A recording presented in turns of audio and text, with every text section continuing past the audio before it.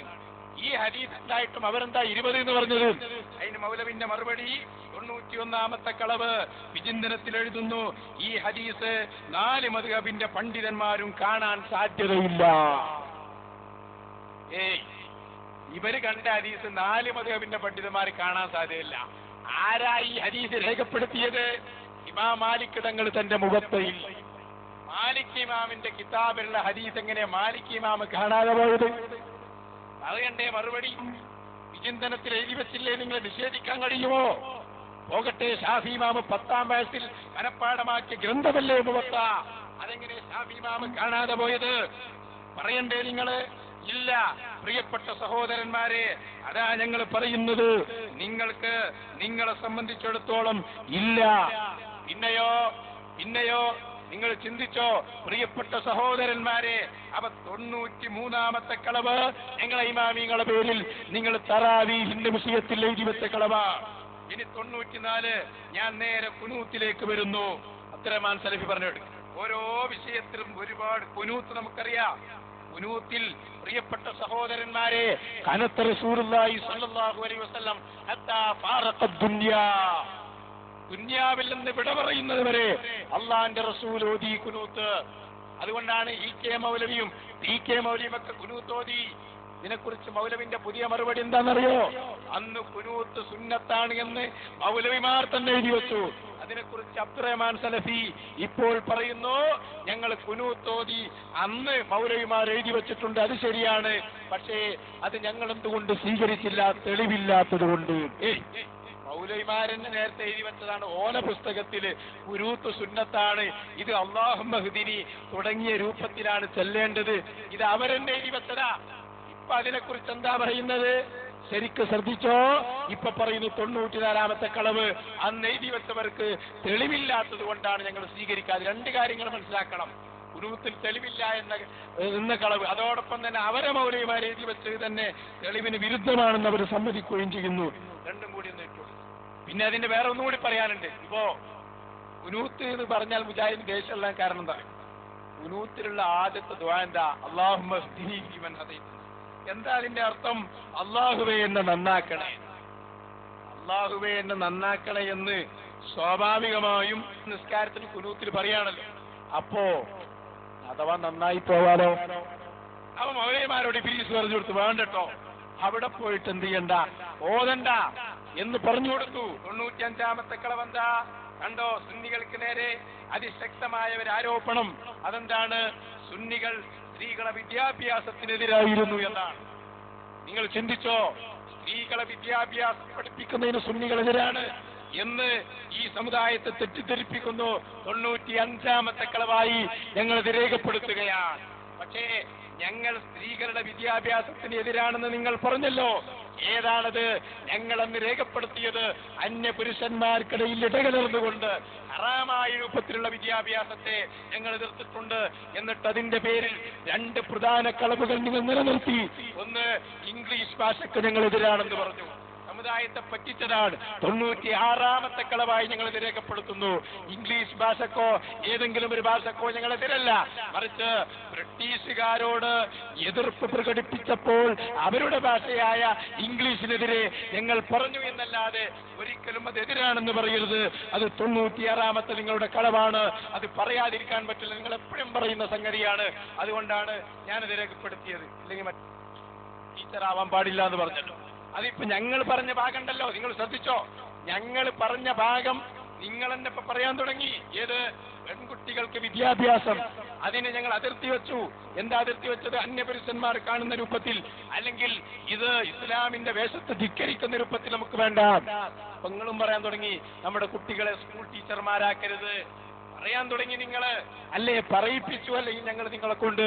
കണ്ടോ, സ്ത്രീ വിദ്യാഭ്യാസത്തിനെതിരാണ് എന്ന 96ാമത്തെ കളവ് അത് മുജാഹിദ് ബാലുശ്ശേരി തന്നെ പൊളിച്ചെഴുതുന്നു. എന്റെ ഭാര്യയെ ഞാൻ MR B.Ed കേന്ദ്ര ഗവൺമെന്റിന്റെ MR B.Ed കഴിഞ്ഞ് അവളുടെ ഉള്ളിൽ ഒരു മോഹം ഉണ്ടായിരുന്നു, ടീച്ചറാകണം. ഞാൻ അവളെ ഇരുത്തി പറഞ്ഞു, നീ ടീച്ചറാണ്, ഏറ്റവും നല്ല ടീച്ചർ. ലോകത്തിന്റെ സംസ്കാരത്തിന്റെ മടിത്തട്ട് നീയാണ്, നമ്മുടെ മക്കളുടെ മടിത്തട്ട്.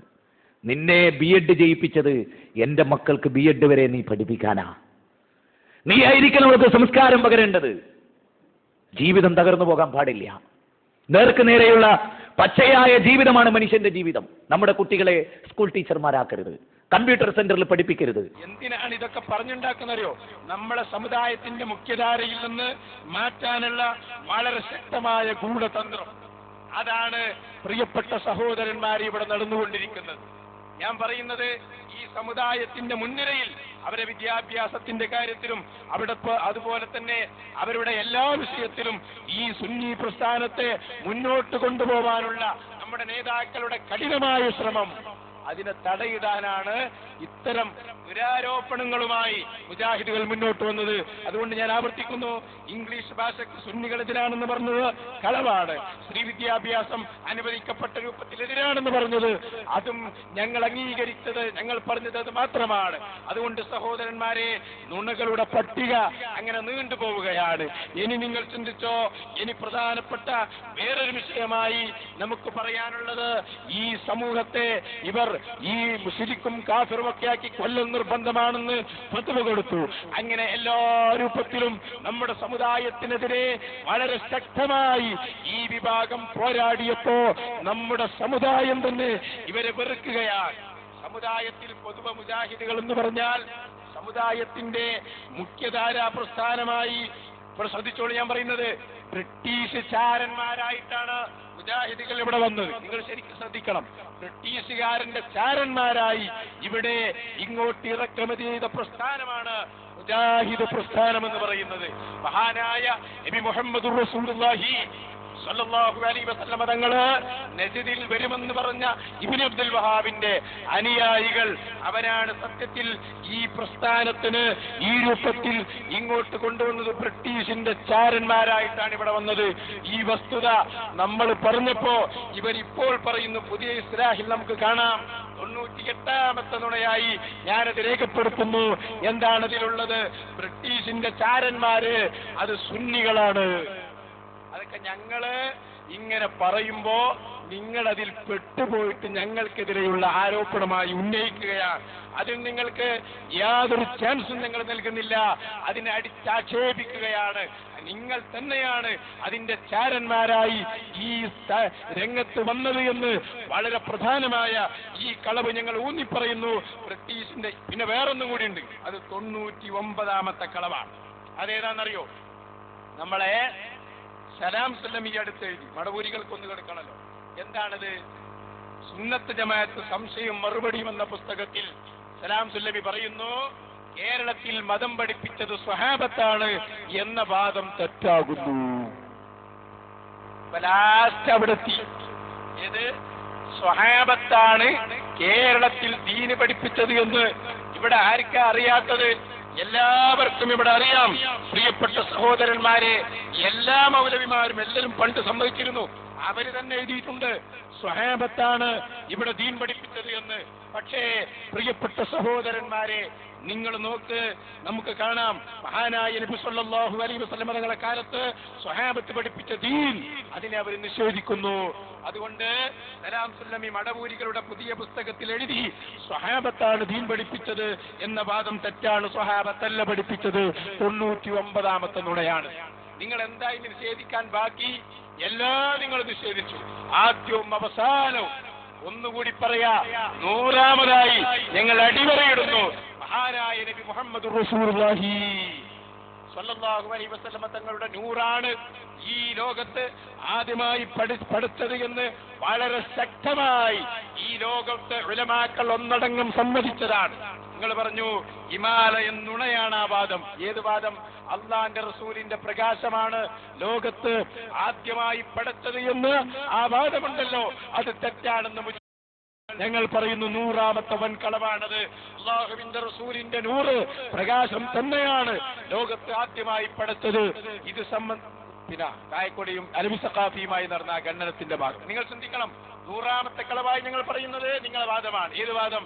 അല്ലാഹുവിന്റെ റസൂലിന്റെ പ്രകാശത്തെ അല്ല, ആദ്യത്തെ സൃഷ്ടി എന്ന നിങ്ങളുടെ വാദമുണ്ടല്ലോ, അത് മഹാകളവാണ്. ഈ സൃഷ്ടിയുമായി ബന്ധപ്പെട്ട് ഈ അടുത്ത് ബഹുമാനപ്പെട്ട അലവി സഖാഫിയും നമ്മുടെ കായക്കൊടിയും തമ്മിൽ നടന്ന ഖണ്ഡനത്തിന്റെ ഒരു ഭാഗം നിങ്ങൾ കണ്ടോളൂ. നൂറുമായി ബന്ധപ്പെട്ട് അതാണ് സൃഷ്ടിച്ചതെന്ന് പറഞ്ഞ് ഞങ്ങൾക്കറിയാം നിങ്ങളത് ഉയർത്തിക്കാണിക്കുമെന്ന്. പക്ഷേ വെല്ലുവിളിക്കുന്നു വിചാരിയത്ത് വെച്ച് ഇനി ഇവിടെ പ്രസംഗിക്കുന്നുവെങ്കിൽ സഖാഫിമാര് മറുപടി പറയണം. ആരാണ് ആ മുസന്നഫ് അബ്ദുർ റസാഖ് പുറത്തിറക്കിയത്? ജുസൂൽ മഫ്ഖൂദ് എന്ന് പറഞ്ഞ് നഷ്ടപ്പെട്ട ചില ഹദീസുകൾ, മുസന്നഫ് അബ്ദുർ റസാഖിൽ നിന്ന് നഷ്ടപ്പെട്ട ചില ഹദീസുകൾ എന്ന് പറഞ്ഞ് ആ ഉണ്ടാക്കിയ പുസ്തകം അതാരാ പുറത്തിറക്കിയത്? ആരാ അതിനെ അവതാരിക എഴുതിയത്? എവിടെ നിന്നാ അത് പുറത്തിറങ്ങിയത്? എവിടെ നിന്നാ അതിന്റെ കയ്യെഴുത്ത് പ്രതി കിട്ടിയത്? ഏത് കൊല്ലമാണ് അതിന്റെ കയ്യെഴുത്ത് പ്രതി രേഖപ്പെടുത്തിയത്? ആ കയ്യെഴുത്ത് പ്രതി ഉണ്ടാക്കാൻ അവലംബിച്ച കയ്യെഴുത്ത് പ്രതി എവിടെയാണുള്ളത്? നിങ്ങൾ വിചാരിക്കും ഇതൊക്കെ ഇങ്ങനെയൊക്കെ ചോദിക്കണോ ഒരു കിതാബ്? അത് ചോദിച്ചിട്ട് ഇതൊക്കെ ചോദിക്കണോന്ന് സഖാഫി ചോദിച്ചാൽ അപ്പൊ അതിന്റെ മറുപടി ഞാൻ പറയാം. അതിന്റെ മറുപടി നമ്മളെ കയ്യിലുള്ളതുകൊണ്ടാണ്. നിങ്ങളൊക്കെ ഒരു മറുപടിയെങ്കിലും ഉണ്ടായല്ലോ, അൽഹംദുലില്ലാ. വലിയ സന്തോഷം തന്നെ. എനിക്ക് അതിൽ വലിയ താല്പര്യമുണ്ട്. എന്നാൽ അടുത്ത പ്രാവശ്യങ്ങൾ ആ മറുപടി ഒന്ന് പറയണം.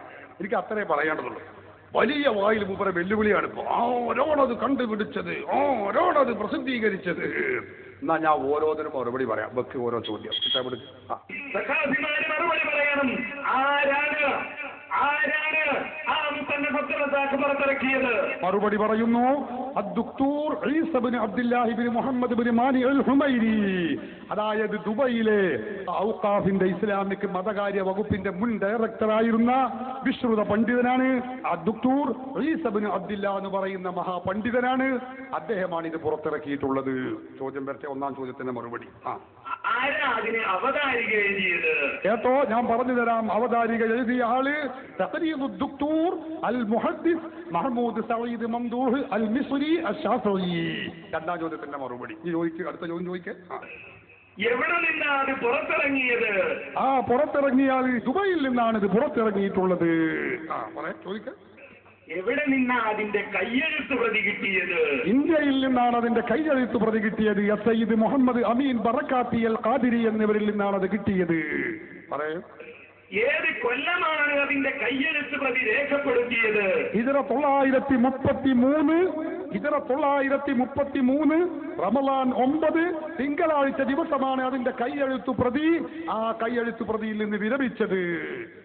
ആ കയ്യെഴുത്ത് പ്രതി ഉണ്ടാക്കാൻ അവലംബിച്ച കയ്യെഴുത്ത് പ്രതി എവിടെയാണുള്ളത്? അത് ഇമാം ഖസ്സലാനിയും ഇമാം സുയൂത്തിയും ഇമാം ഇബ്നു ഹജർ അൽ ഹൈതമിയും ഒക്കെ അവലംബിച്ച ഏത് കയ്യെഴുത്ത് പ്രതിയാണോ അതേ പ്രതിയിൽ നിന്നാണ് ഇവരും അത് രേഖപ്പെടുത്തി വെച്ചിട്ടുള്ളത്. പറഞ്ഞ മറുപടി എനിക്കൊന്ന് കേൾക്കണം. പിന്നെ മൂപ്പര വഴിക്ക് വേണ്ടിട്ട്